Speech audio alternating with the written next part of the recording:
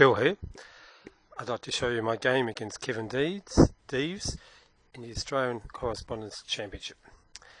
Okay, let's see. I was black. D4, 96. Now he plays an unusual move. Okay, so he blocks his queen's bishop pawn, which can no longer take a role in the centre. So I fight for control of the e4 square. Okay, so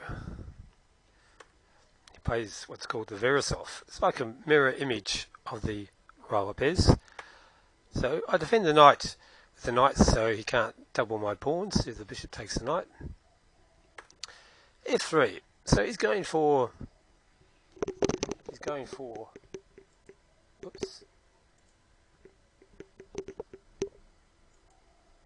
e4 here.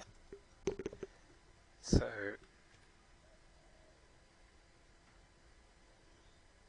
I played c5, striking at the centre. e4. He gets the pawn in the centre.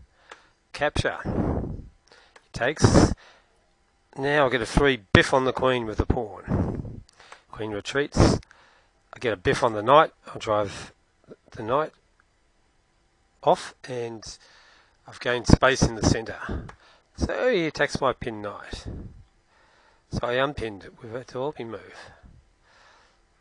I thought he could play knight takes bishop. May have been better than what he did. So he took the knight with the bishop. I took back. And again, maybe the knight could have taken the bishop, because what happens is my bishop will eventually get to the e3 square, which is an outpost for the bishop. So what tends to happen in the correspondence chess is that the tactics are pretty good, but people tend to make more strategical errors. Okay, he develops the bishop. I castled. He moved the knight out. I saved my bishop, and I'm eyeing up on the e3 square. He could play f4 here, though that would weaken this pawn here on e4. So he moved his queen. I want to swap off his knight. He took, I took. So I've got two bishops as a block position, but I do have the outpost for this bishop here. So it castles. So if I were to play queen takes pawn, being a little bit greedy there, he could in fact trap my queen. So I didn't do that one. So instead I played bishop e3 check, putting the bishop on the outpost.